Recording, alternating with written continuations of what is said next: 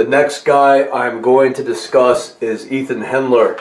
He lived across the street from Tyler Kerr in the same condo complex. And Tyler Kerr is the guy mentioned in part 4, part 5, and part 6 of this video series. I knew some kids who lived in that condo, and when I'll go to visit, I met Ethan Hindler, and I got to be friends with him. He was a few years younger than I was, but he seemed to hang out with the older kids, so he acted mature for his age and was relatively smart. When I was 18 and 19 years old, I hung out with Ethan a little bit more. I was in college and then I was working while Ethan was finishing his last couple years in high school. So we'd often go out on the weekends looking for parties and of course girls. After he graduated high school, at some point he went into the Navy. I do not know exactly what year he went into the Navy, but there was a few years when I did not see Ethan around, so I lost contact with him for a little while. When I did see him, it was a few years later in 2001. At that time, I had just met Rachel, and she would travel from New Hampshire and stay at my place in Brookfield, Connecticut for the weekends. Then we ran into Ethan someplace, and he told Rachel and I that he was attending the local college in Danbury that was called WestCon and studying pre-law. He said he had been lifting weights and he appeared to be in pretty good shape, having developed a lot of muscle mass. So we went to a couple of bars and then back to my condo where I have a bench press set in the living room. So we were lifting a little bit and Ethan was talking about his college classes, and he started joking around with Rachel saying if she would write papers for him, he would pay her $25. He also mentioned that he had begun to eat a lot of steak to gain muscle mass. And then eventually, as the conversation went on, Ethan said that he had been taking steroids. So he calls me the next night, and that was a Saturday, and he calls late, like around 12 o'clock in the morning. And he says that he just got into a fight with his old friend named Paul Vanelli, who I also knew from high school. And this fight happened outside of a bar, and Ethan said that Paul had smashed a bottle and then cut him with it, but the cut was not too bad. And Ethan said that the bouncers were there, and they seemed to take Paul's side because Paul must have knew them or something. And so I said to him, I thought the two of you were friends. And Ethan said something like, Paul seems like a nice kid, but when he starts drinking, there is another side to Paul that you don't know, that Paul is a bad kid. So I asked Ethan if he needed to go to the hospital, and I offered to drive him, but Ethan said no, that he's just really pissed off about what happened, and nobody's home at his house, so could Rachel and I come hang out with him for a little while.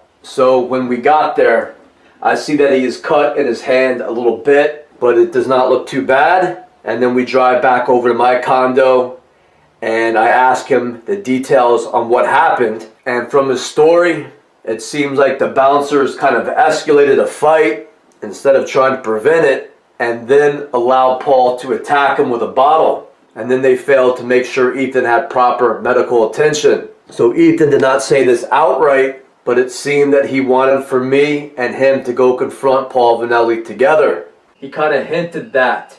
He's like, well, I know where Paul is right now.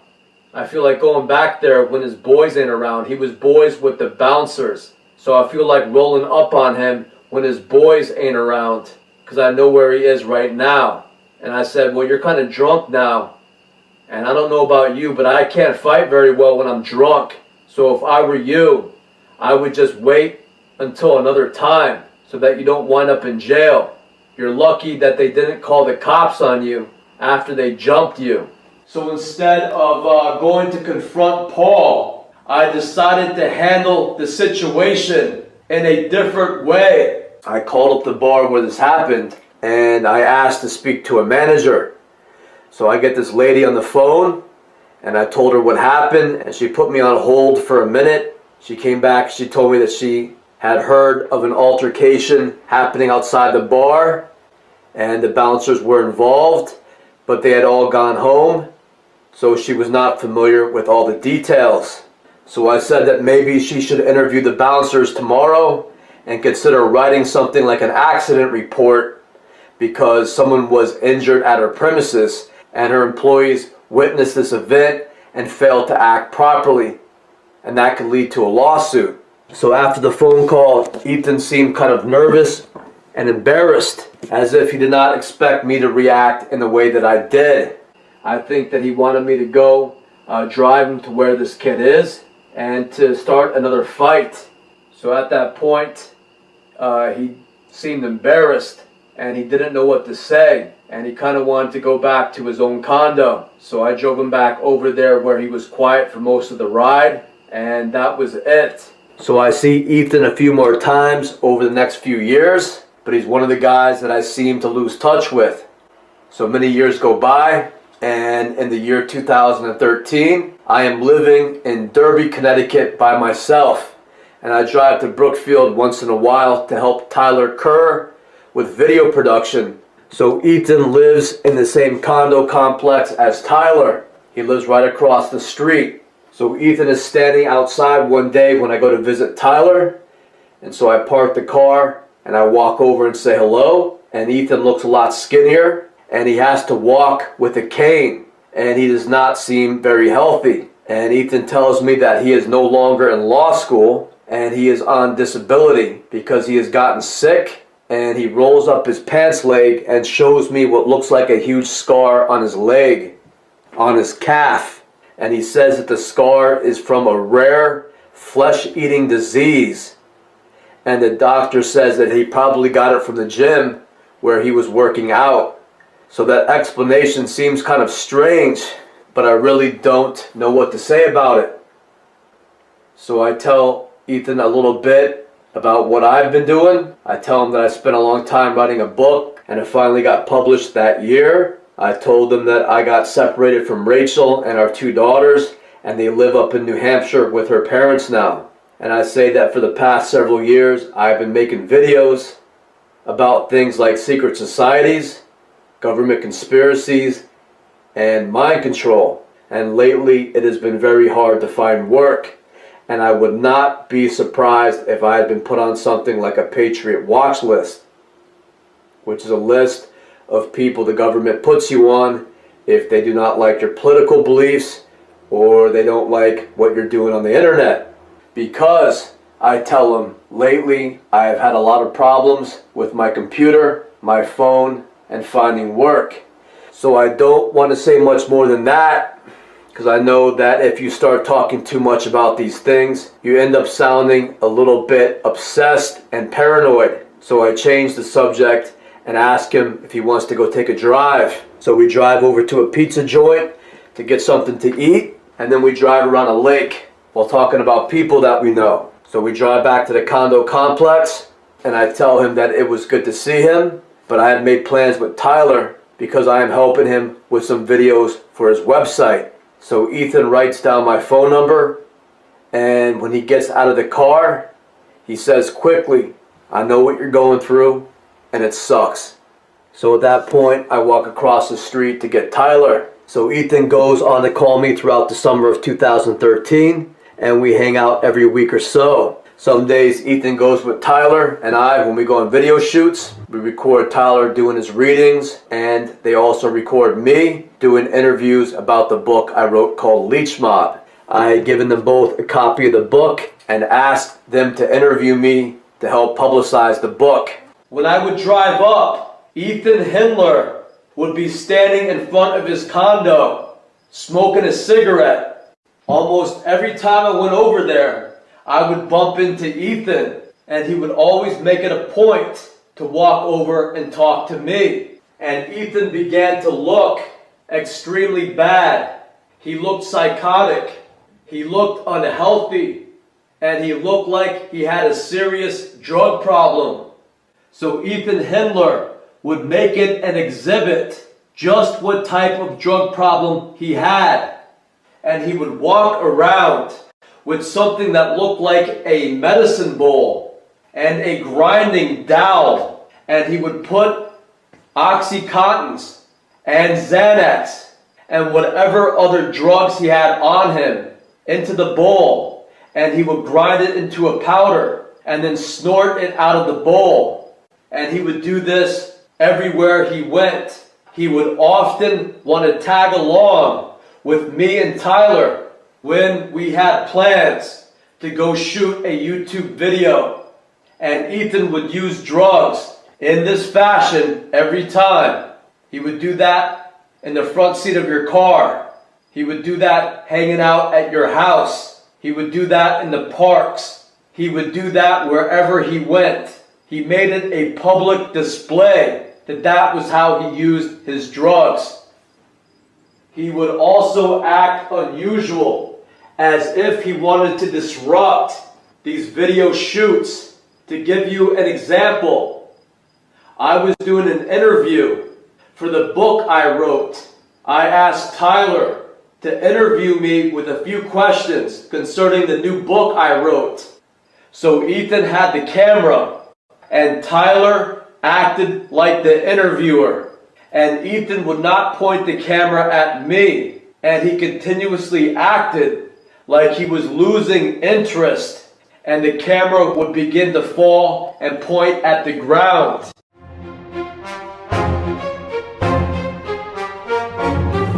First question is, what inspired you to write the book, Leech Mob? Can you give us a little idea what it's all about? Yeah, when I was younger, I hated to read. I despised reading. So when I found an author that I enjoyed reading, it opened up a whole world to me. So I wanted to write a book that the young kids would get into reading, kind of a lighter, easier thing to read. A lot of fun stories from the childhood about kids causing pranks and torturing each other. Kids do what they do best. So. I got it. He's like, I got it, dude. All right, Ethan, throw me a question. How do you feel that this book fits in this time?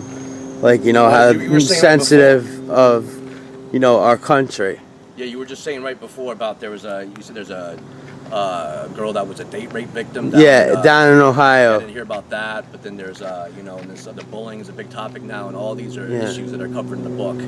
So I think kids would enjoy reading it because it kind of pertains to a lot of issues that are happening in today's. Especially bullying is a very big issue in today's schools. Yeah. What's hardcore? Hardcore, kind of like punk rock. You got to check out hardcore. Go on YouTube and do a search for New York hardcore, Connecticut hardcore. Could you tell us a little bit about Egan in the story? Yeah, he is the leader of the Leech Mob, and that means he has to hold a lot of weight. A lot of responsibility falls on him, and so Egan's kind of like a political force throughout this, and some people say that he seems to be kind of like doesn't really get along with so many people, but that's like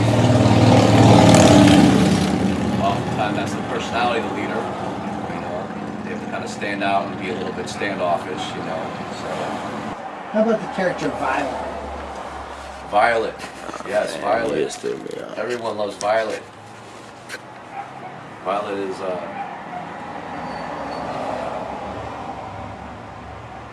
she's like a hot Leech Mob girl,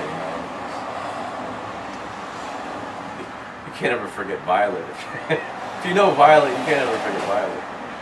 You gotta watch your back around her though. She might make you cry a little bit.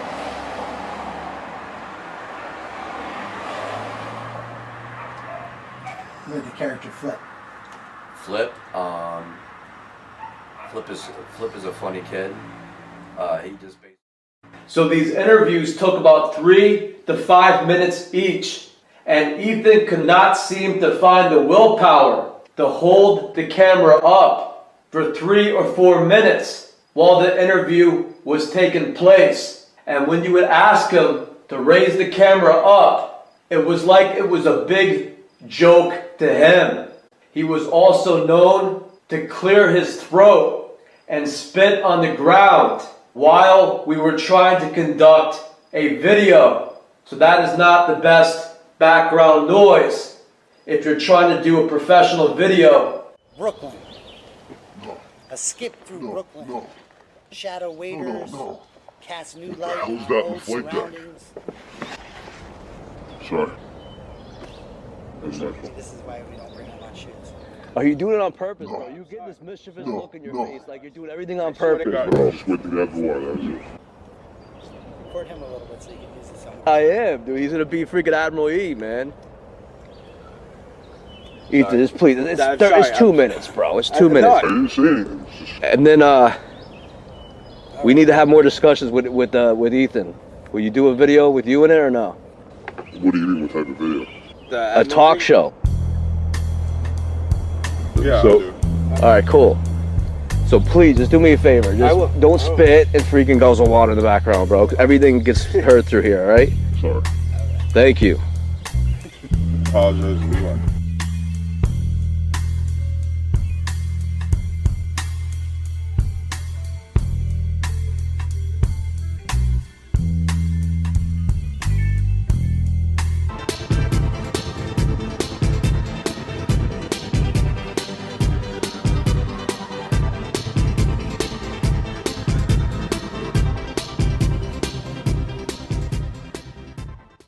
So Ethan Hindler would see me drive up to the condo complex usually, and he would walk out, and he would strike up a conversation, and he would always want to hang out.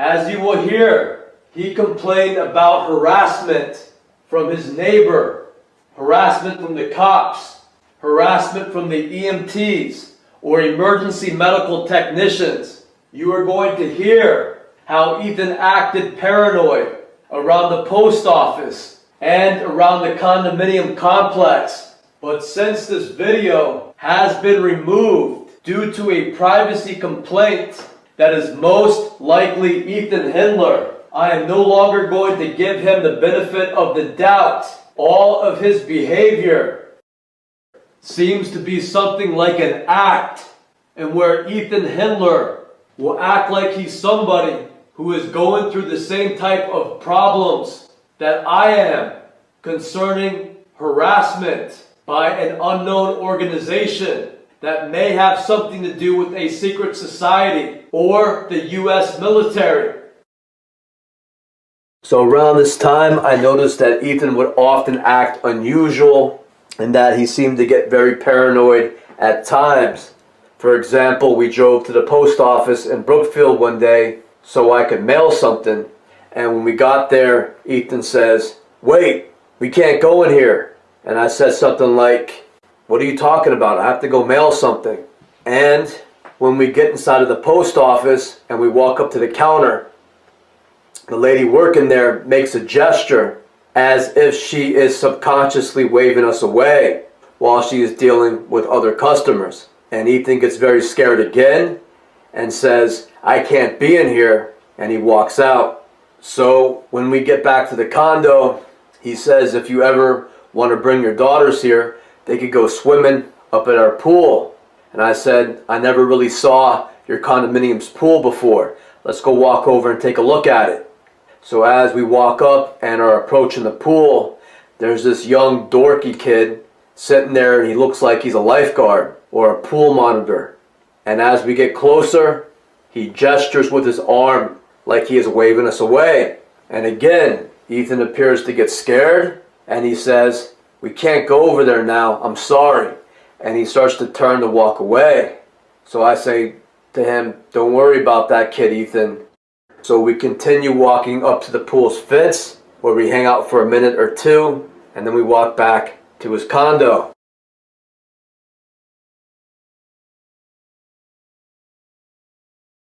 So I did not want to make a big deal about him acting this way, because it looked like he was scared of these people.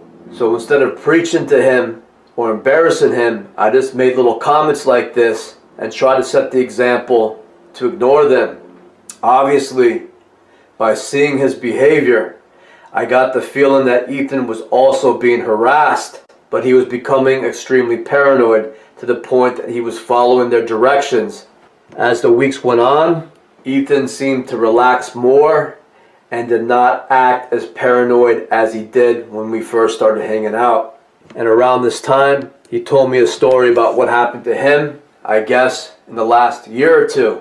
So I don't remember the story that he told exactly, but I think he said that his neighbor was bothering him, and eventually there was an argument between them. So Ethan threatened the neighbor and then went inside his condo. And sometime later, there was a knock on his door, and he answered the door, and there the emergency medical technicians were standing there with an ambulance. So Ethan tried to shut the door, but the emergency medical technician attempted to hold the door open.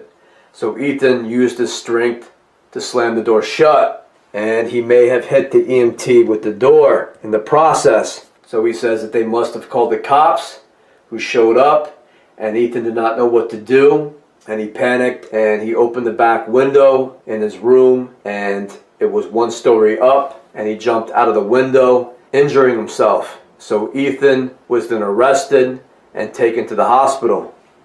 So Ethan said that his medication had messed with him that day because he does not remember anything after slamming the door shut on the EMT.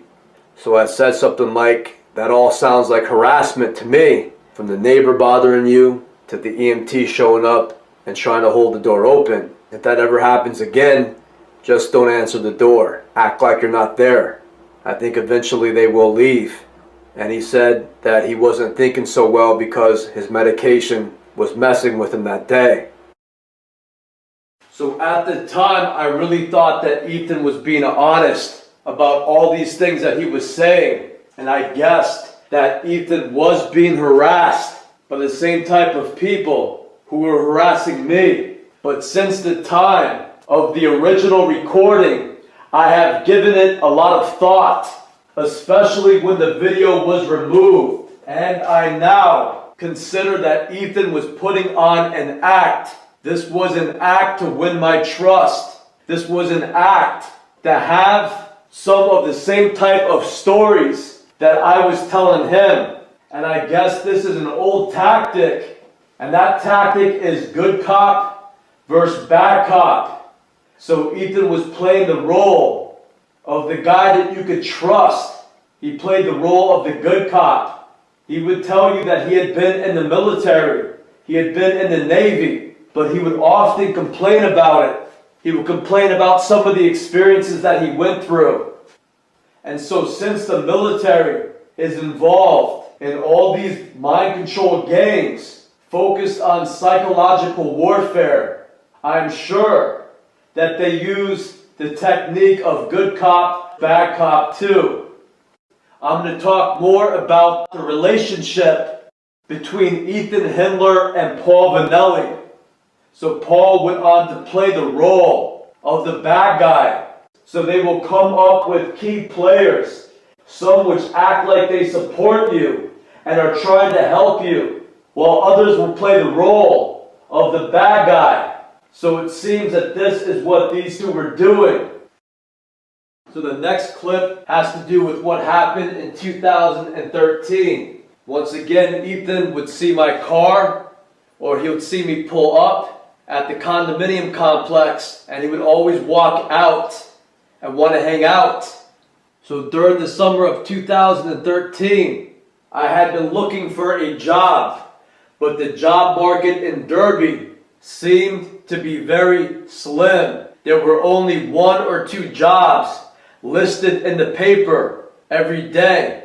So I was complaining to Ethan how few jobs there were available, and he suggested that I work for Paul Vanelli, who owned a car wash. So I want to play that clip now when I discuss how Paul Vanelli acted after Ethan Hindler suggested and then set up a meeting with Paul Vanelli concerning a job at a car wash. So sometime later, during the summer of 2013, Ethan asked if I was still looking for work, and I told him yes, I was. And he said, "You remember Paul Vanelli, right?" And this is the same Paul Vanelli who Ethan said hit him with a broken bottle. Well, Paul Vanelli owns a car wash on Federal Road in Danbury called Top Hat Car Wash. And Ethan said that he was talking to Paul, and Paul said that he needed to hire some new people because the guys that he had working for him did not speak English so well and were kind of rude to his customers. So there had been some complaints. So Ethan said, "If you want, I could give Paul your number and tell him that you are interested in the job. And I told him yes. So Paul calls me up a day or two later, and I meet him down at the car wash, and he and I work there for an hour or two, and he explains the procedure, and then gives me a couple of work t-shirts that say Top Hat Car Wash on them, and then he says, let's go get something to eat at a nearby restaurant. So at that restaurant, I give him a copy of the book I wrote, and we talk about that for a little while, and then I ask him about the schedule, and he says that he will have to check with the current manager and figure out the new schedule, and when he does that, he'll give me a call. So I don't hear from Paul for a few days, and so I call him up and I leave him a voicemail asking if he had a chance to plan the work schedule yet, because I am looking forward to starting work. And he calls me back and tells me to call the manager, whose name is Lopez, and he gives me Mr. Lopez's number. So I call up Mr. Lopez, and I get a very rude guy on the phone who says, we don't need any new guys because I just hired 2 guys. So I then tell Mr. Lopez that I just had an interview with his boss, Paul Vanelli, and Paul said that I was hired for the job and for you to find a place on the schedule for me to start work as soon as possible. So when should I come to work? And Lopez states that he will have to talk to Paul first because he has no room on the schedule for me at that point. So I said okay, and then called Paul saying that Mr. Lopez said that he had just hired some new people and there was no available hours on the current schedule. So at that point, Paul began to act very strange. He no longer wanted to talk on the phone and instead sends me a series of very long texts that were not relevant to the issue at hand. For example, he sent me one text telling me what he is looking for in a model employee. And so I'll write him back saying something like, I believe that I am qualified for the position and have had a lot of experience with dealing with customers. However, I just need to figure out the schedule because according to your manager, there is not a position available at this point. Then Paul would write back again with a long text, avoiding the subject and going on to discuss his philosophies on business or whatever. So after about 2 days of this nonsense, Paul sends me a text saying that I should call Lopez again and ask him about the new schedule that they worked on together. And when I call up Lopez, he grows slightly angry saying Paul didn't call me or say anything about you and Paul does not know what's happening over here. So the next time I see Ethan, I told Ethan that something is very wrong with Paul. Ethan then said that Paul was sometimes weird, and it could be due to all the drugs that he takes, as Paul was addicted to Oxycontins and heroin. I told Ethan what happened and asked him, does Paul really own that car wash, or does he just work there? And Ethan says that Paul really owns the place, and then told me a very disturbing story about Paul Vanelli. Ethan said that Paul used to work for the old owner of the car wash, that Paul had applied there, he was hired, and they had gotten along so well that he made Paul a partner. And then when the old owner died, Paul took the place over. Then Ethan started talking about the guy Paul took the place over from. Ethan said the guy was in his 50s when he died. He said that Paul had applied there, was given a job, and he and Paul got to be friends. They both did Oxycontins and heroin together, and then the guy overdosed. And Ethan said that he thinks that Paul may have given him a hot bag. And I asked him what that meant exactly. And Ethan said that it's a bag of dope with poison in it to kill the person. Ethan then said, all I know is Paul used to cop drugs for the guy and then brought him some drugs one day and the guy overdosed. It's just something Paul said about it once that made him think that Paul may have had something to do with the man's death. I then asked, why would Paul do something like that to his friend who gave him a job and even made him a partner? And Ethan responded, I don't know. Paul is greedy, and I guess that was a way Paul could take the whole place over. And maybe it's good that you did not get a job there after all. Then Ethan said that Paul once told him if you could get someone's cell phone and take the chip out, Paul could do something with his computer and use that chip to track that person's cell phone and find out wherever they go. And I said, that sounds like something that the government does. So at that point, I decided not to bring Paul up anymore. Based on everything that happened and everything that Ethan said, it sounded like Paul was involved in working for the military secret society. When I saw Paul in 2013, that was the first time I saw him in over 12 years. The last time I saw him before that, we were in our early 20s. So over the next couple of years, I would see or hear from Ethan ever so often. And he seemed to get stranger. On the phone, he acted so fake. It was almost as if he were trying to warn me, don't trust me. Can't you see how fake I am? He would use a strange voice and speak in a condescending tone. Then, when I'll drive to Brookfield to see Tyler, I noticed that Ethan began to look weird. His eyes took on this strange look to them and became this turquoise blue. So Ethan would also grin almost continuously with this evil look in his eyes. And one of the last times I saw him, I pulled up at the condo and he came out to greet me, and then he ran over to his neighbor who just pulled up with her car, and she opened the trunk, and Ethan began to carry her grocery bags inside for her. And once he was done, he walked backwards away from her while bowing, and the whole time he had this giant weird grin on his face. So around that time, if I made plans to visit Tyler, I would not suggest that we should go see if Ethan wanted to come along with us.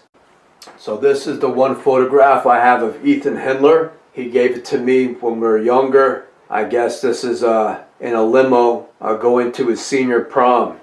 He does not have a Facebook page. This is a photograph of Paul Vanelli. And Paul Vanelli does have a Facebook page. He sent me a friend request, but was one of the people that unfriended me at some point. Paul had 3 or 4 strange photos on his Facebook page. What was odd about these photos is it doesn't seem like normal photos that someone would select to represent themselves on Facebook. Ethan Hindler told me that Paul had a son through an ex-wife, and he only had partial custody of the child, so the child did not live with him all the time. So I do not know if these are photographs of him with his son, but here are photographs of a young person who appears to be a boy, and there is this one photograph of the youngster with a baseball hat pulled low. Could be a shadow, but it could be something like a black eye. In my opinion, the kid does not look too happy and has the hat pulled low. It could be a shadow, but it seems like it may be a black eye. And then here is another photograph of Paul with the same kid, I guess. And the kid appears to have bright red lips, as if the child just chugged a big glass of Kool-Aid. But I must remark that the kid looks a little bit feminine. So these are some strange photographs to select to put on your Facebook page. But nonetheless, here they are.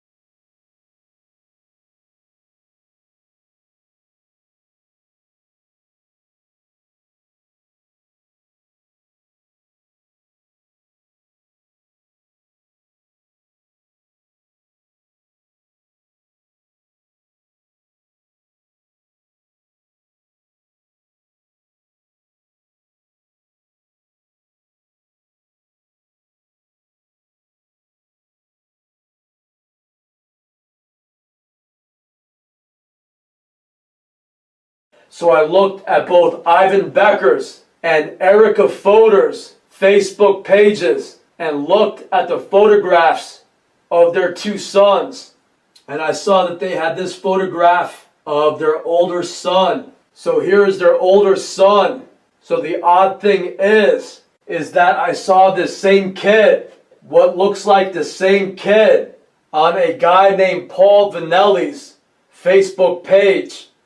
And this looks like the same kid who was photographed with Paul Vanelli. So that looks very unusual, to say the least. So I will speak about Paul Vanelli in part 7 of this video series. So I have no idea why Ivan Becker's son, his 12 or 13-year-old boy, would be on another man's Facebook page. Paul Vanelli had 3 photographs on his Facebook page. Just 3 of them. He had this photograph, he had this photograph, and he had this photograph. So on Paul Vanelli's Facebook page, the entire emphasis was on him and this kid, who I thought may have been Paul Vanelli's son. So I was surprised, to say the least, when I saw this photograph of this kid on the Beckers' Facebook page. And I have no idea why their son would also be on Paul Vanelli's Facebook page.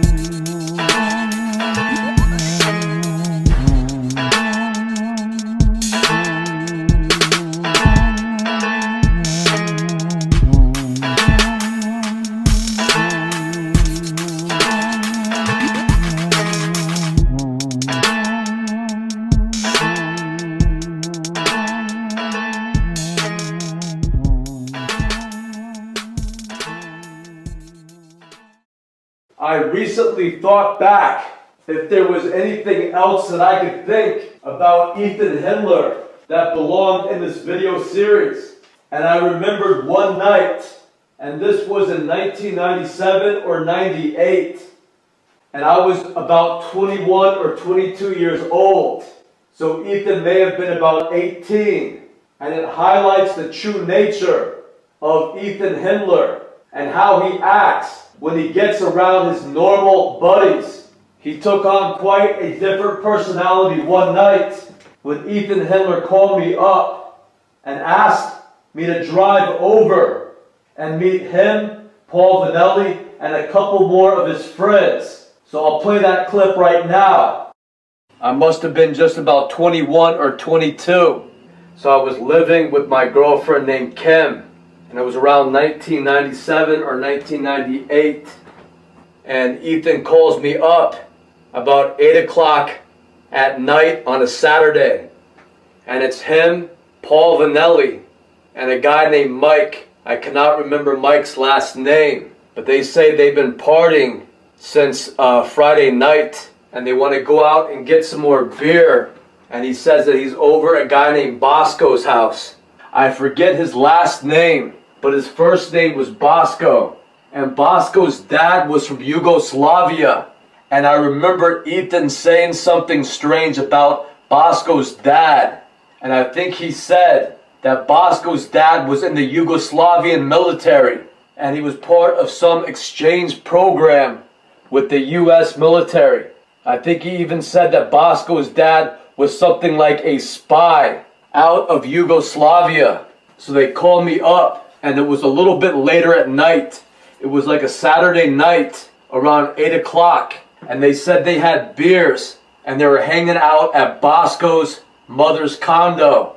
And she was out for the weekend. So they were having a little get-together there. So when I showed up, they had a few beers left, and they wanted to go score more ecstasy or more cocaine. They had used cocaine the night before, and they had been up the whole night.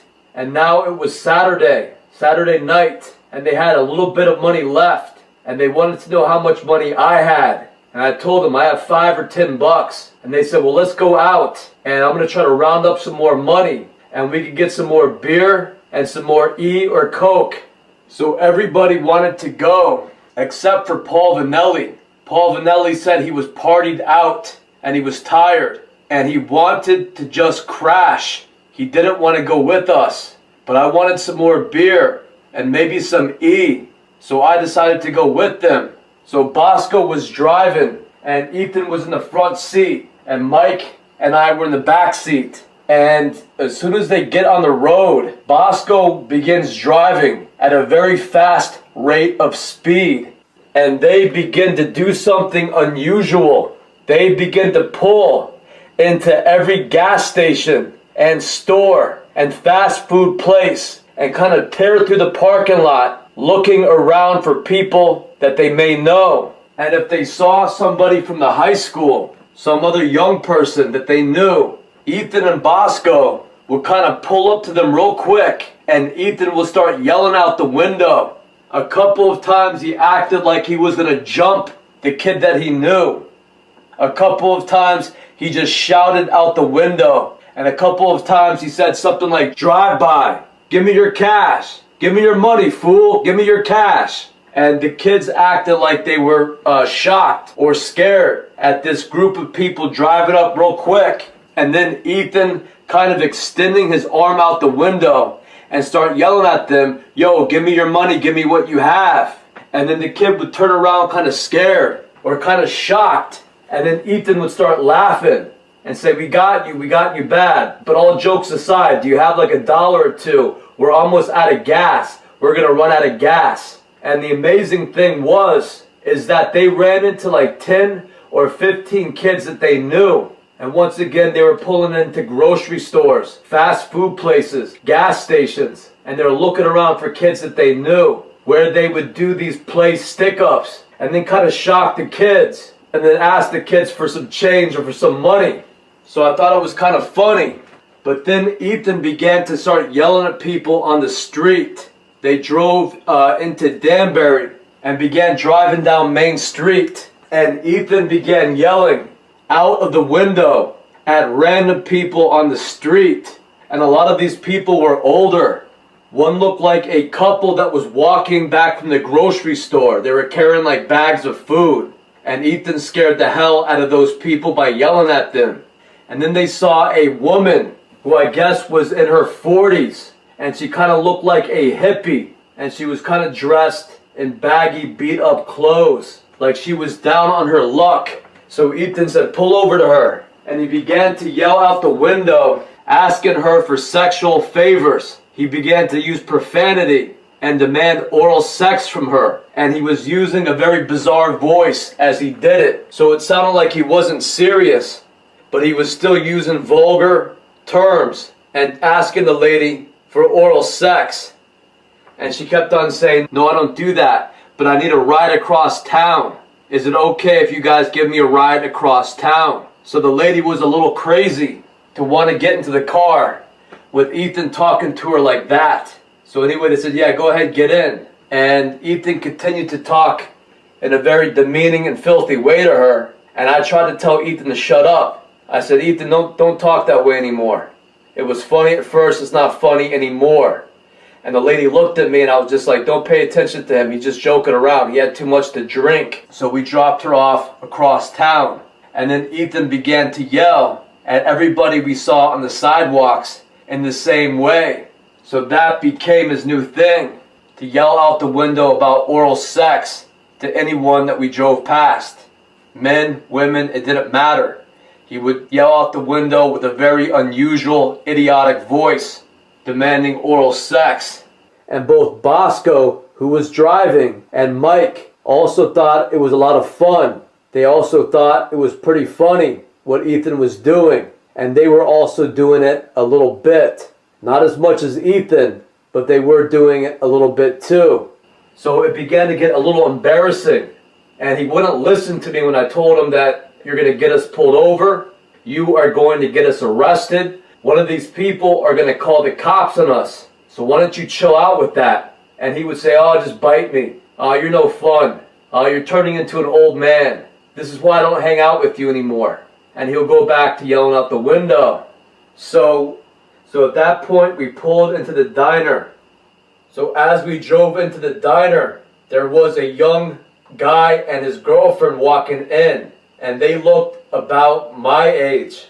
They looked about 21 or 22. And Ethan began yelling sexual profanity out the window at the girl. So this seemed to kind of shock both of the guy and the girl, who got embarrassed.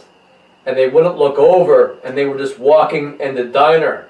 And at that point, I told Ethan, that's wrong. Some guy is bringing his girlfriend out to a diner on a Saturday night, and you're going to disrespect both of them like that. I said, don't do that. And I was at the point that I did not want to hang out with this kid anymore.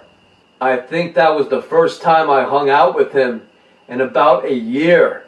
And I really did not like how he was acting around his friends Bosco and Mike. So I was at the point where I just wanted to be dropped back off at my car. So they circled on the parking lot, and as they're driving back out, they passed the guy and the girl again. And again, Ethan begins to yell sexual profanity at them. Now what was kind of funny was that there were these three guys walking into the diner. So they had obviously parked in the front and were walking in. So as we're driving up, Ethan is screaming out the window. And these three guys guessed that Ethan was yelling at them. And one of them became instantly enraged. And he ran over to the car, screaming back at the car. So I had mixed emotions at that time. Because one, they deserved it. So I had been telling them to cut that out for about a half hour then. And they were getting on my nerves. So when this kid ran over to the car, yelling at them, part of me respected that. But as the guy got closer, I could see that he was crazy. And Bosco put the car into park and he got out. And he had this big friendly smile on his face. And he was smiling at the guy as if he really liked the guy and was trying to defuse the situation. So I was in the back seat behind Ethan, and this was a two-door coupe. So I said, Ethan, open the door and let's get out. And Ethan froze and he would not open his door. And I said, Mike, open your door and let's get out. And Mike wouldn't open his door. And meanwhile, this guy is yelling, what do you think, you're tough? I should kick your ass. And Bosco was like, we weren't talking to you, we're just joking around with some people that we knew. And the guy was getting more and more irate and more angry.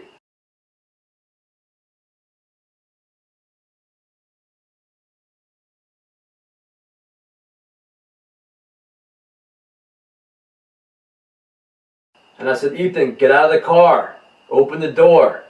And Ethan would not budge. And then I kind of pushed Mike, open the door, Mike. And Mike would not open the door. So Bosco then kind of sits back in the driver's seat and he closes his door. with this kid still yelling at the vehicle. And then the kid says, "What do you think, you're tough?" And he's pointing at Mike, who I guess was glaring at him. But I couldn't see Mike's face. And the guy punches Mike's window and he shatters the glass. And he begins to reach in to grab Mike. And so I grab the kid's arm. And Bosco hits the gas. The kid pulls his arm back. And Bosco takes off down the street. So these three kids, led by this one guy who is pretty crazy, I guess they jump back into their car and they chase after us. Bosco says, "What should I do? Should I pull over?" And I said, "You better pull over, or you could drive him back to your mom's condo and they could see where you live." So Bosco pulls over.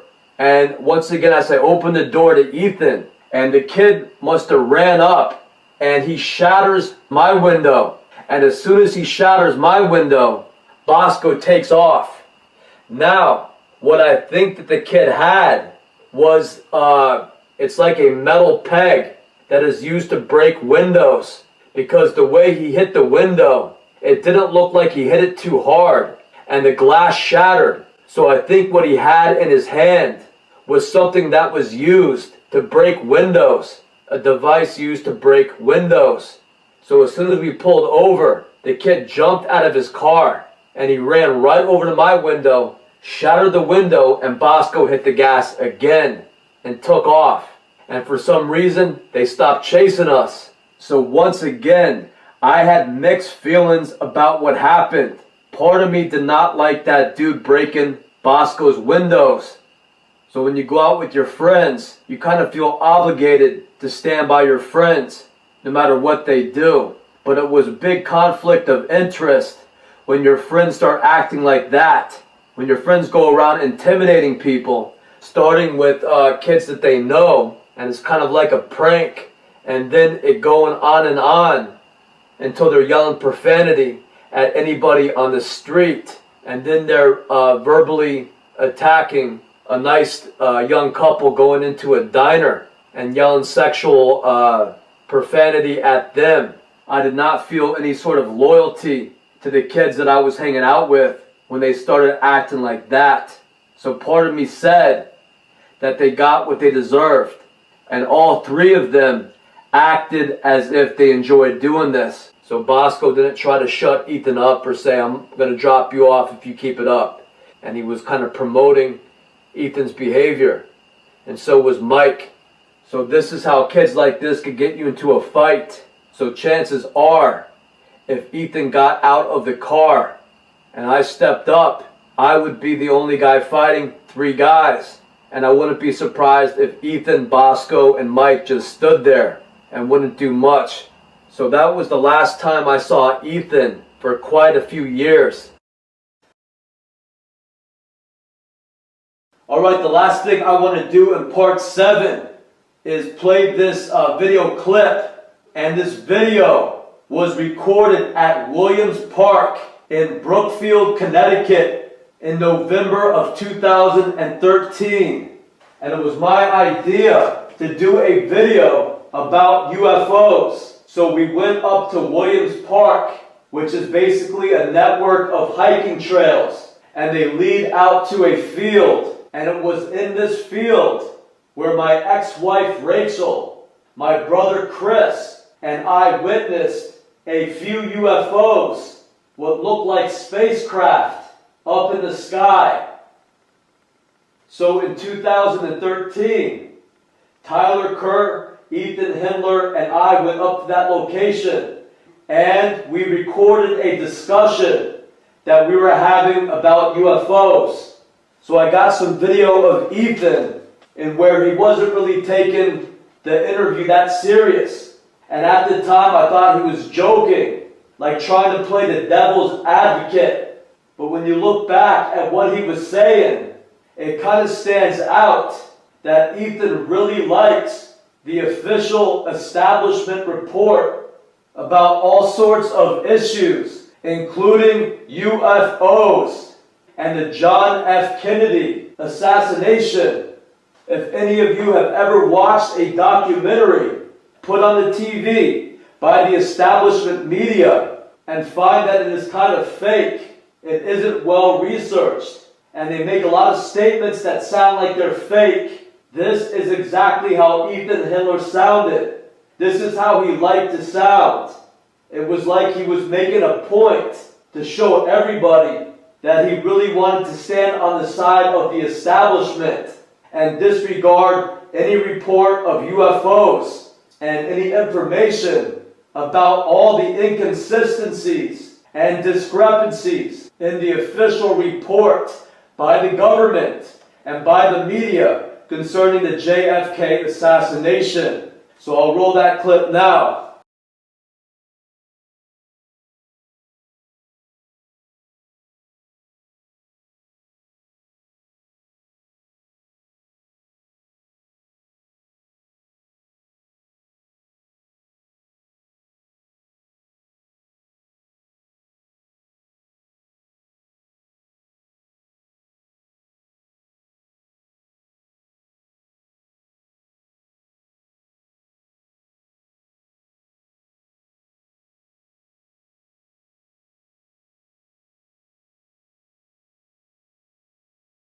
Now I'm rolling. Alright. Yes, this place used to just be all dead grass. And somehow it got like this, a trail. You think a spaceship landed here. Yeah, this is a crop circle right here. This is a crop circle. That's what I tell him for being serious. He's not going to be serious ever, right? I'm being serious. All aliens are always located in the Midwest and also like up top. Never in cold climates, mostly in warm tornado climates like Oklahoma, Nebraska, Texas, places. Nevada's a very big one where they always say that they see sightings of aliens. But also, for a rebuttal, is that it's not just the city. I mean, small towns in Connecticut and like New Jersey. I mean, you never hear of the sighting of a UFO or anything. It's always in the Midwest, in these trailer park places where I think these people are either drunk, very drunk, or they're very isolated. If they want to abduct people, they don't want to create a huge, they want to do things very quietly. So yeah, it's always in isolated areas. That's how these things roll. And so that is true about how lots of it happens out in the middle of nowhere. And I think it's because people are more conscious out there because there's not a background noise. There's not a lot of cars, people screaming, cars going by and everything. There's so a lot of go parties outside and look up more often. There's a lot of parties at those trailer parks. I mean, that's like look around right now. Could you get this view over here, Tyler? Get this view. This exact location was the sighting of Kraft here. I mean, this exact location. Now look at this. If there's a bunch of girls walking around here that we're checking out, there was an arcade over here, a freaking discotheque over here, traffic and everything. We wouldn't be like looking up at the view so much. I think we would be more, caught up in the chicks and the stuff. So that's what I'm saying. When people who are out in the country, they tend to be more conscious of their surroundings because they're not tuning it out. In the city, people are taught to tune out the background noise. That's always like tune out, because otherwise it'll drive you nuts. You get used to people bumping into you every single minute. You get used to freaking having to fight your way to your job and back every day, and you just don't notice. But in the country, you can take a deep breath and you look around a lot more, and I think that's why people are more prone to report stuff like that. But I'm not even talking about the country. I'm talking about it's usually not a house. It's usually a trailer. That spots. The okey doke spotted, right? The rednecks. But the thing is why would they want to also, if you look back in, 10, 12, 15, 20 years ago, when meth labs were made predominantly in those areas, that's all they were made is in, basically a trailer park in the Midwest. Drugs or rednecks make up the whole story about UFOs? No, I'm saying that if they're, making the meth in the trailer park, on the other hand, The freaking stuff that you hear reported is and people who are freaking crazy. You are absolutely right. So I don't want to confuse that and say, yeah, everybody who talks about UFOs and aliens, they must be telling the truth. You're right. There's a lot of freaking people out there with too much time on their hands, disinformation, or they're out there smoking too much crank and they're making this in the crank sheds or something. I mean, like, I think a good example of that is Jim Garrison.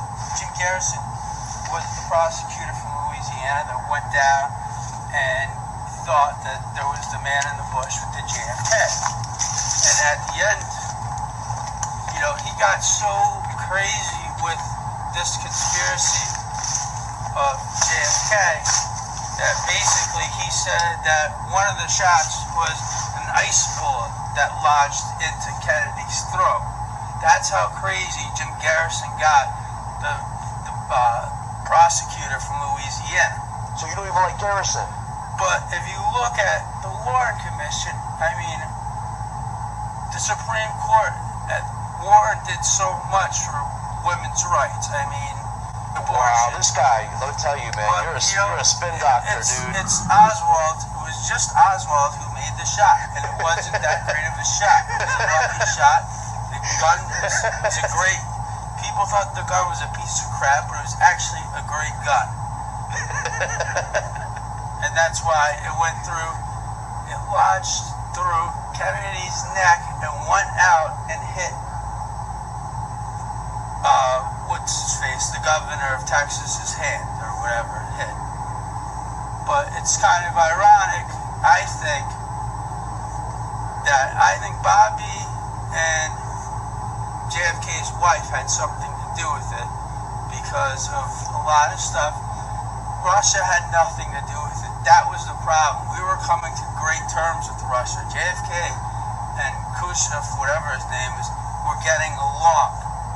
So the Cold War was going to end, and all these gun makers and all these rich people were going to be out of a job. Do I think it wasn't Oswald just saying, I hate JFK?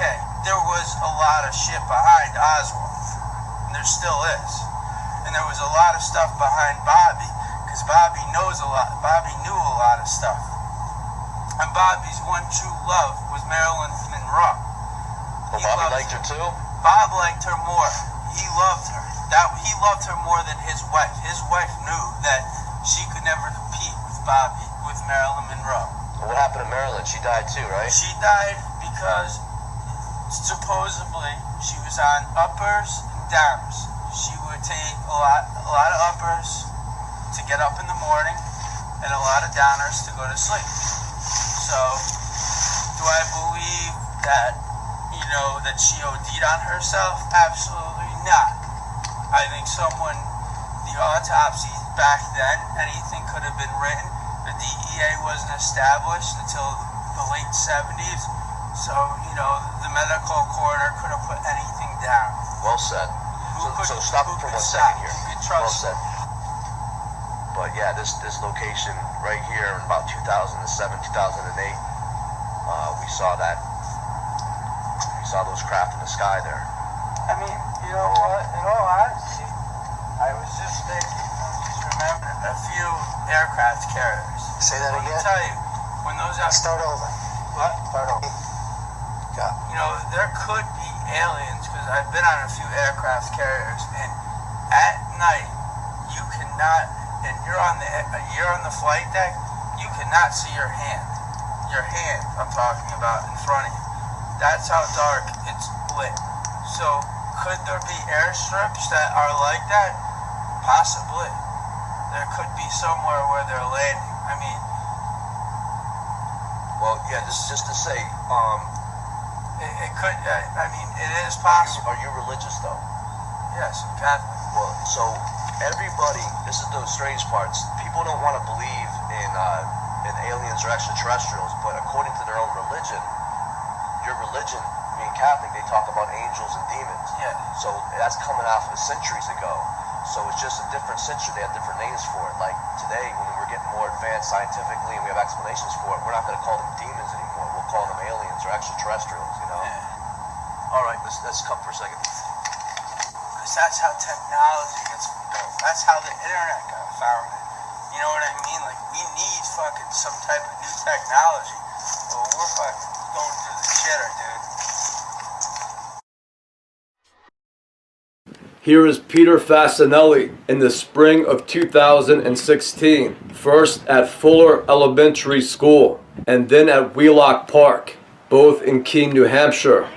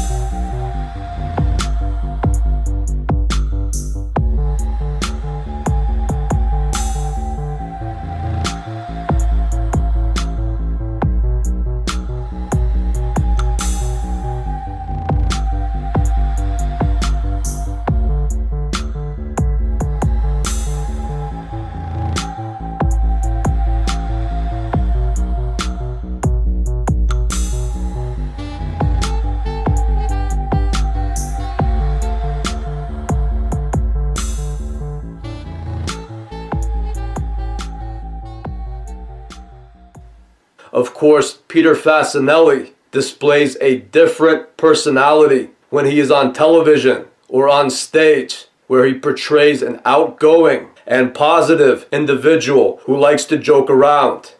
In reality, as you can see, he is a very negative person. This demonstrates how these Hollywood types act on stage is often the exact opposite of how they are in real life.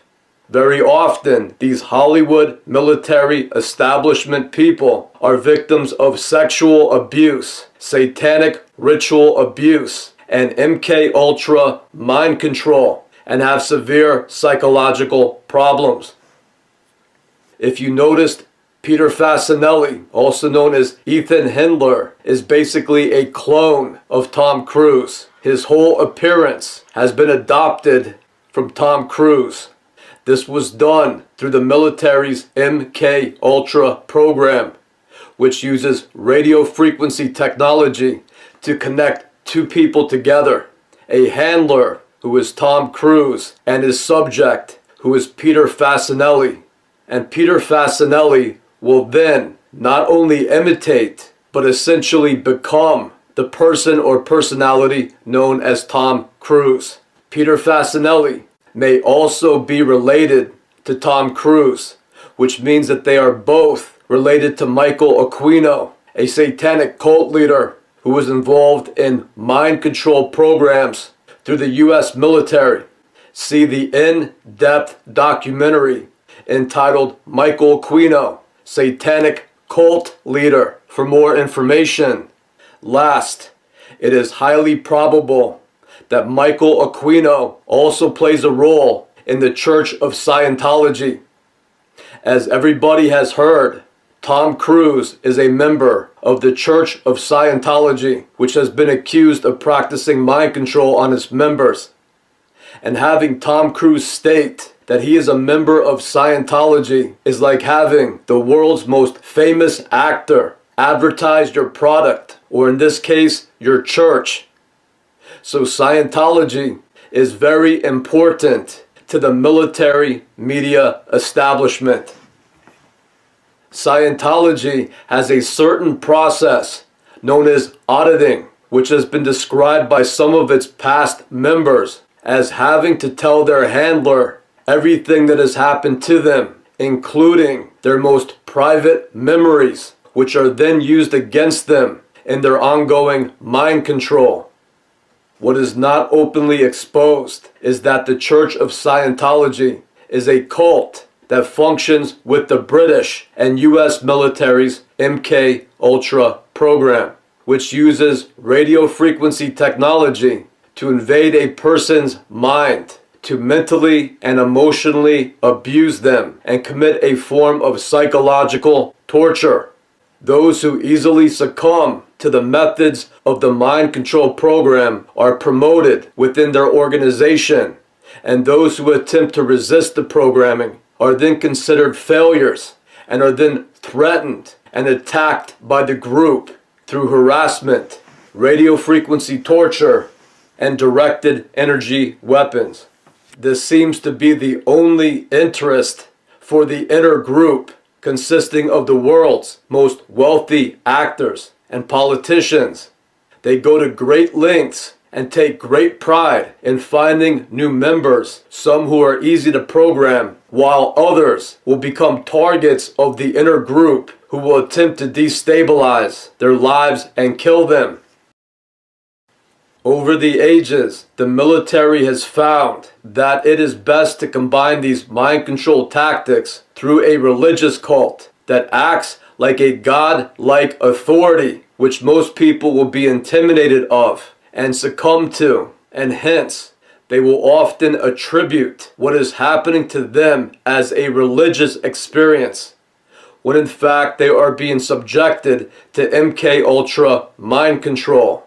The interesting thing is that this process has gone back into ancient times, before electricity and radio waves were discovered and invented. The definitive point being is that aliens are involved with these religious and military cults. Scientology is not the only religious cult that is used along with MK Ultra mind control. For example, the Jehovah's Witnesses, Mormonism,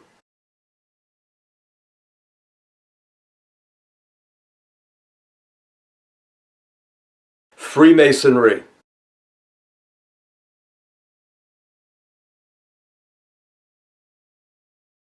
and Hasidic Judaism.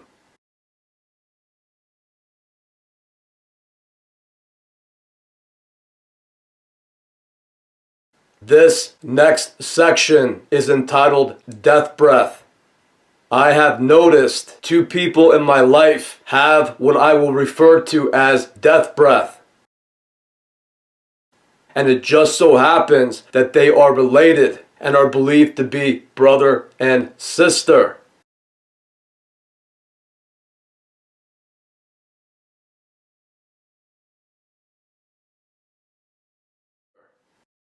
One is Kelly Marsh, also known as Kelly Miller, also known as Kelly Laughinghouse, who is believed to be the daughter of Colonel Michael Aquino. She is discussed in the documentary Flower of Life Part 2, which was removed due to a privacy complaint, even though everybody discussed in that documentary is a public figure, most being professional actors. Also flagged due to a privacy complaint was this documentary, The Flower of Life Part 7, where I discussed two individuals believed to be Michael Aquino's sons, Peter Facinelli and Michael Pena. In October of 2001, Ethan Hindler, also known as Peter Facinelli, was hanging out at my condo in Brookfield, Connecticut. I had a bench press set in my living room, and as stated earlier in this report, Peter Facinelli admitted to using steroids and demonstrated that he could bench press 225 pounds in repetitions of 10, which meant he was very strong. Later in the evening, he suggested a form of wrestling where the contest consisted of attempting to overpower your opponent by shoving them backwards using only your upper body. Both fighters would have to face each other while keeping their knees on the floor, so you couldn't stand up, and you only had to use your upper body to attempt to overpower your opponent. He explained it to be a strength training exercise, and this would work out your upper body. So Peter Facinelli and I began to fight using this method and found, for the most part, we were evenly matched. However, I noticed that Peter Facinelli had what I will refer to as death breath.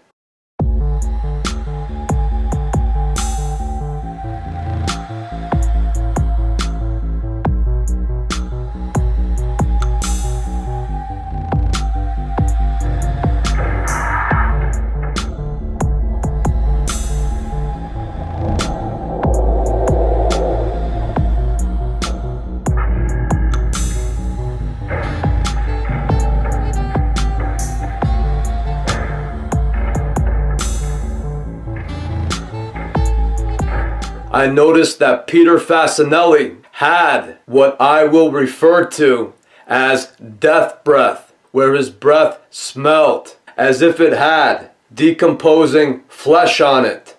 As explained in The Flower of Life Part 2, I located a black plastic bag with the skeletal remains of a deer in it by a river in Newport, New Hampshire. In the process of opening the bag and emptying out the remains, I had gotten some of the residue on my hand, and that smell clung to me for the rest of the day. This is very comparable to Peter Facinelli's breath.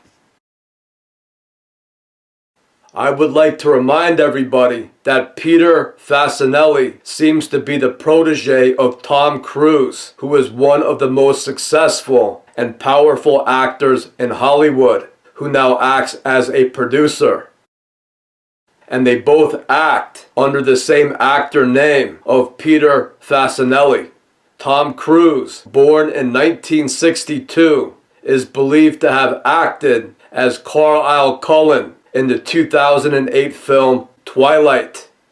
At that time, Tom Cruise would have been around 45 years old when that was filmed.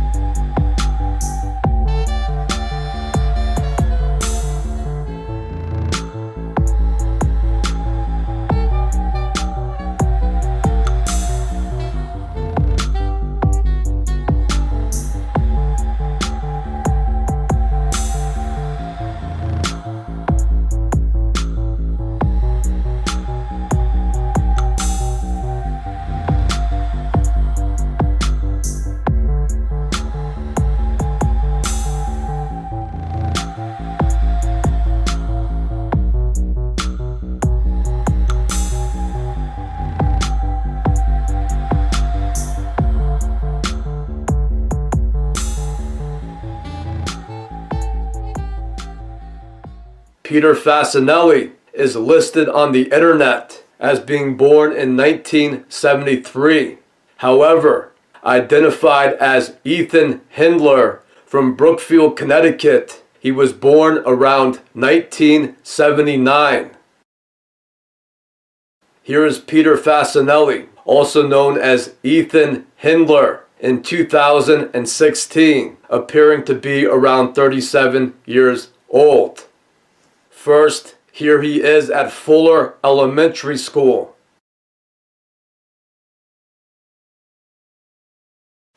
And next, here he is at Wheelock Park, both in Keene, New Hampshire, appearing to be around 37 years old.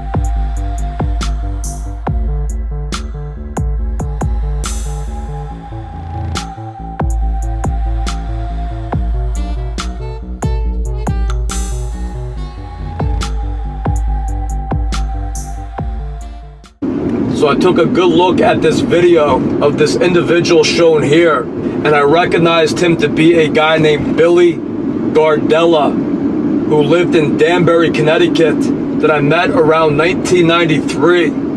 These people are very good at changing the way they look. They do not want to be recognized. But this is a Hollywood actor, and his name is Daniel Day-Lewis, that continues to show up at my daughter's softball games. So first, in 2016, he was at my older daughter's softball game at the Fuller Elementary School in Keene, New Hampshire. So this was in 2016 at my older daughter's softball game. And I just saw him recently in May of 2022 at my younger daughter's softball game this time. And that was at Wheelock Park in Keene, New Hampshire. So I took a good look at this video of this individual, and I recognized him to be a guy named Billy Gardella, who lived in Danbury, Connecticut, that I met around 1993.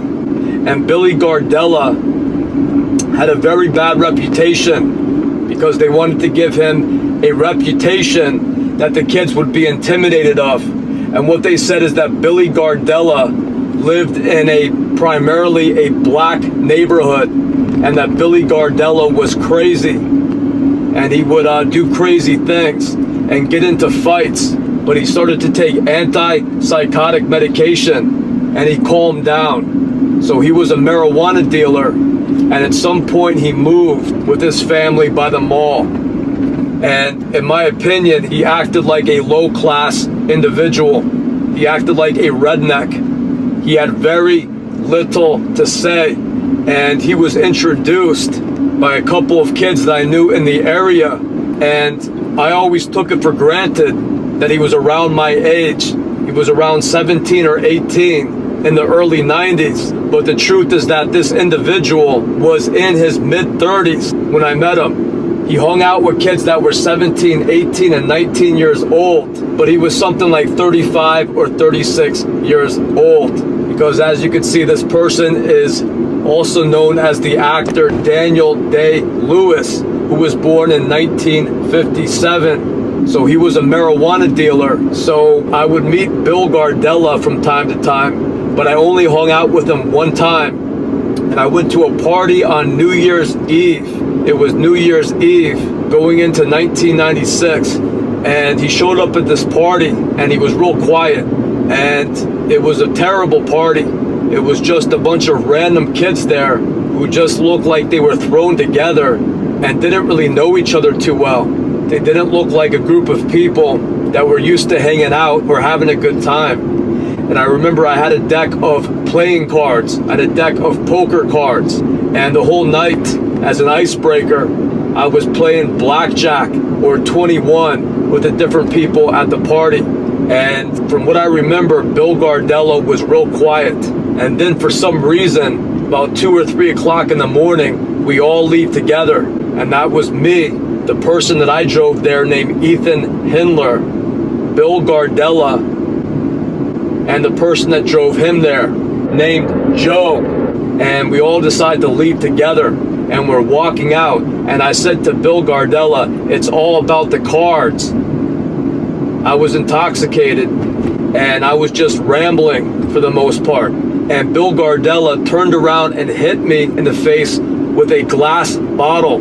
And I remember it hitting my lip, and it made a gash as my lip was smashed against my tooth. But he didn't cause a lot of damage. And by that time, I was real tired. It had been a long night, and I had been drinking since early that day. And I said something like, why'd you do that for, Bill?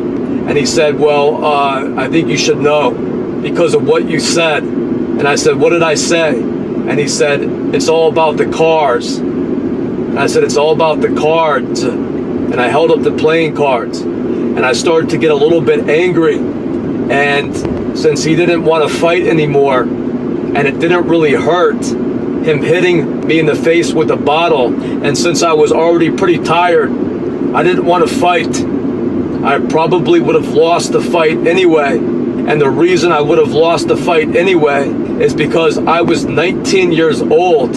I had not eaten anything all day. I had been drinking since about 5 o'clock that evening. At that time, I smoked about a pack a day, and the guy starting a fight with me was a 35-year-old man who hadn't drank the whole night. I think the bottle in his hand was an empty orange juice bottle. He was drinking fruit juice, and he was enraged. He was probably driven to that point of insanity through the MK Ultra program. And him being Daniel D. Lewis, he was probably at the gym every day, working out every day. And at that point in my life, I liked to drink and smoke cigarettes, and I didn't work out at all. So that's what they do in the MK Ultra program. They wait until you're drunk. They wait until New Year's Eve, or you've been drinking like a fish all day since 5 o'clock at night. You haven't had anything to eat. You've been chain smoking cigarettes. You've been drinking whatever poison they happen to drop in your glass, which is what they're also fond of doing, putting stuff in your drinks that makes you even more weak. And then at the end of the night, when you just want to go to sleep, they have one of their insiders, like Daniel Day Lewis, hit you in the face with a glass bottle. At 35 years of age, he will assault a teenager by hitting him in the face with a glass bottle. And if you start to shove him or throw a punch at him, everybody in that area will probably jump you, and then you can disappear. And then the local cops, who are also involved in the MK Ultra program, can tell your parents that you died in a car accident and the car was burned beyond recognition. So that is what you're going to deal with these agents of the MK Ultra program. All these people I knew, as I identified them, they are on average 10 years older than I was. And they were all enrolled in my high school, and they all said they were around my age. They all said they were teenagers at the time, when they were in their late 20s or early 30s. So this is what these secret societies do for fun. This is how they start one of their rituals, by getting one of their psychos, like Billy Gardella, also known as Daniel Day Lewis. This is how they tell him what party to go to, where some dumb teenage kid is drinking too much, and they tell Daniel Day Lewis to provoke a fight with him. And that is how they will get a victim for their next ritual. So before we move on in this discussion, I want to finish up with discussing the individual known as Ethan Hindler. So I believe that Daniel Day Lewis and Peter Facinelli were working together. And the ironic part is this: sometime during the night, an individual showed up named Chucky Loveland. And he walked over and started talking to me and Peter Facinelli, also known as Ethan Hindler. And Ethan Hindler, I believe, was staring at him, like glaring at him for unknown reasons. And Chucky Loveland was known to be somebody who was a little bit crazy. Chucky liked to get into fights, and Chucky was also known to get arrested, usually for alcohol-related reasons. So Chucky Loveland grabbed Peter Facinelli and he threw him on top of a gingerbread house. And Ethan Hindler, also known as Peter Facinelli, flattened the gingerbread house. He fell on the floor and flattened it. And Chucky Loveland jumped on him and started to go to punch him. So I grabbed Chucky Loveland and I picked him off of Peter Facinelli, also known as Ethan Hindler. And I kind of got Chucky Loveland in a full Nelson. And I held Chucky back and I told him to relax. He's just a kid. Just leave him alone. And Chucky finally said, fine, just let me go and I'll leave him alone. So I let Chucky go and he stormed out of the room. And Peter Facinelli, also known as Ethan Hindler, just laid there on the floor, looking kind of like a blind bat with this crushed gingerbread house underneath him. So I told him to stand up, and he just lay there with this kind of blank, stupefied look in his eyes. So I grabbed him and I pulled him to his feet and I stood him up, and he just kind of hung there, not saying anything, and he looked like he was in shock. He looked like he didn't know what to do because he had been traumatized by just getting thrown on the floor. So that was earlier in the evening. And then, like I already explained, around 2 or 3 in the morning, for some reason, we all decided to walk out to the driveway together. I don't know why we decided to leave with Billy Gardella. He had his own ride. He went there with a kid named Joe. I do not know Joe's last name, but this possibly is a video of Joe on stage in Danbury, Connecticut at something called the Gas Ball Theater. It's an outdoor theater. This may be Joe. So Ethan Hindler, also known as Peter Facinelli, most likely followed Billy Gardella, also known as Daniel Day-Lewis, out of the party. And me, being intoxicated, just walked along with them. And as soon as we got out to the driveway, Daniel Day-Lewis, also known as Billy Gardella, turned around and hit me with a bottle.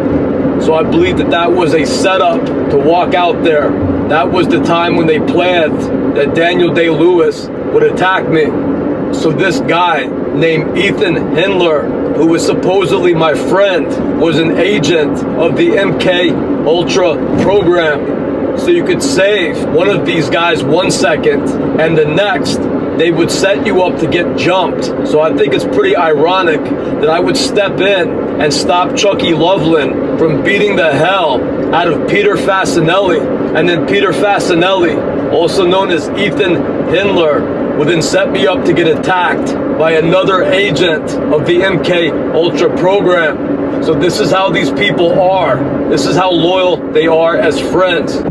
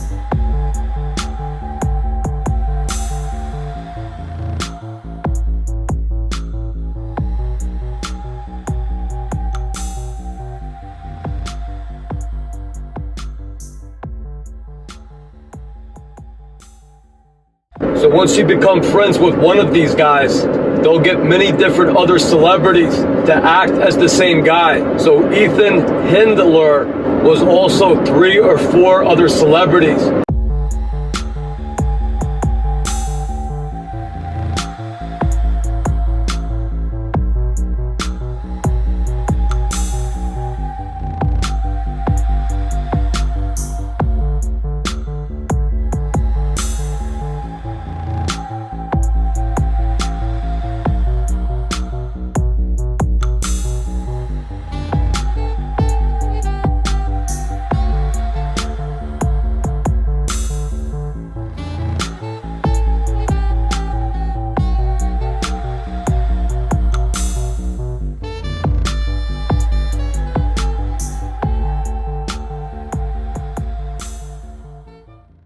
They'll get many different other celebrities to act as the same guy. So Ethan Hindler was also 3 or 4 other celebrities. And one is Bradley Cooper, the actor known as Bradley Cooper.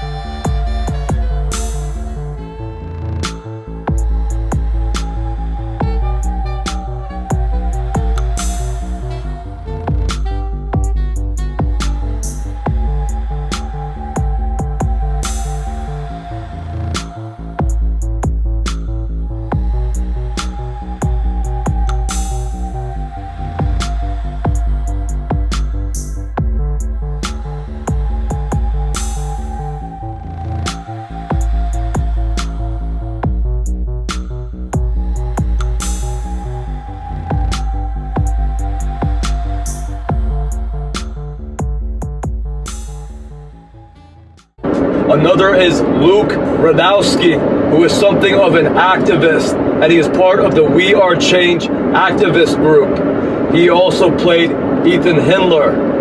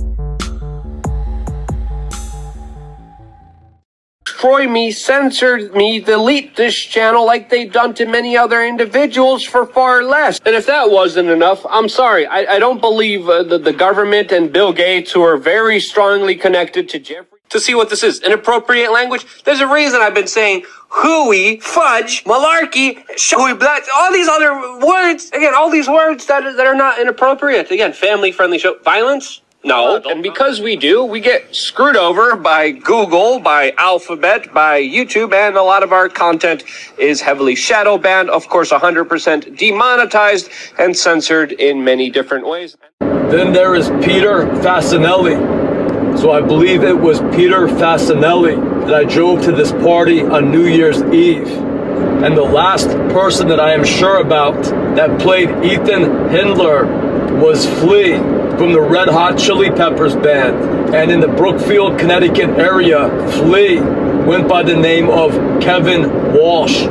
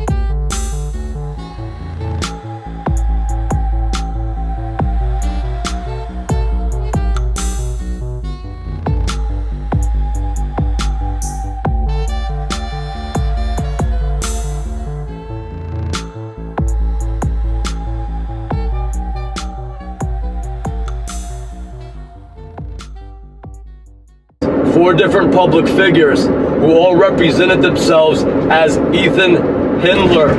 And once again, they do this to set their target up. And the military finds that in the MK Ultra program, if they have a series of agents all acting as the same one, there's no bond set up between the agent and the target. And it develops a situation where you have all of these agents on one side and the target on the other. So you never know who you're hanging out with when you're hanging out with one of these agents of the Monarch program, of the MK Ultra program. The truth is that Ethan Hindler does not exist as a singular person. He is just an identity that many different agents assume while they attempt to get close to somebody like me, who is a target of the MK Ultra program. And they find that actors seem to do this the best.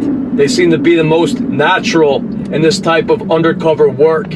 They also find that if they employ rich people, celebrities, the celebrities have a big ego, and the celebrities have been brought up in a secret society where they consider themselves elitist and above regular people.